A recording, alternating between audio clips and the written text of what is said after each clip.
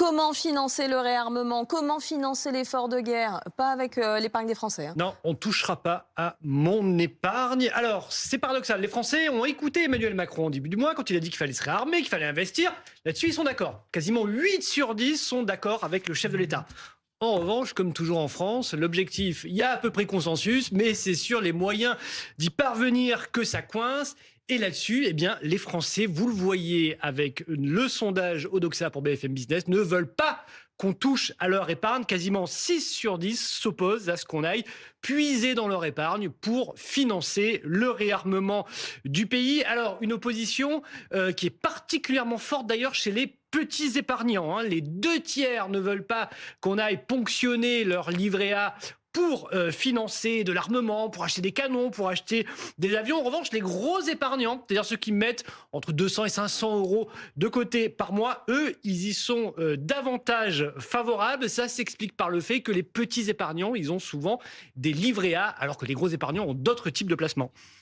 C'est la question du livret A qui pose problème? Oui, c'est exactement ça. Et plus globalement, la question du volontarisme. C'est-à-dire que les Français veulent bien financer l'armement, la défense et le réarmement plus globalement, mais ils ne veulent pas que ça se fasse dans leur dos. Ils ne veulent pas qu'on aille prendre ces milliards d'euros du livret A pour, comme on dit, les flécher vers des dépenses d'armement. En revanche, si on leur propose des placements, des livrets spécialement dédiés, si on leur demande est-ce que vous êtes volontaire pour investir dans ces placements, là, on s'aperçoit qu'il y a quand même beaucoup moins de freins. 34% des Français accepteraient même d'investir sur des livrets qui rapporteraient plus que le livret A. Finalement, une opposition de principe à investir dans l'armement est assez faible, puisqu'ils sont que 38%. Une majorité de Français accepteraient de financer de l'armement, mais il faut que ce soit volontaire de leur part. De toute façon, le gouvernement a écarté l'idée de prendre de l'argent des livrets A. Oui, ça, le gouvernement a bien compris que cette mesure serait franchement impopulaire. Alors, il écarte aussi plusieurs pistes.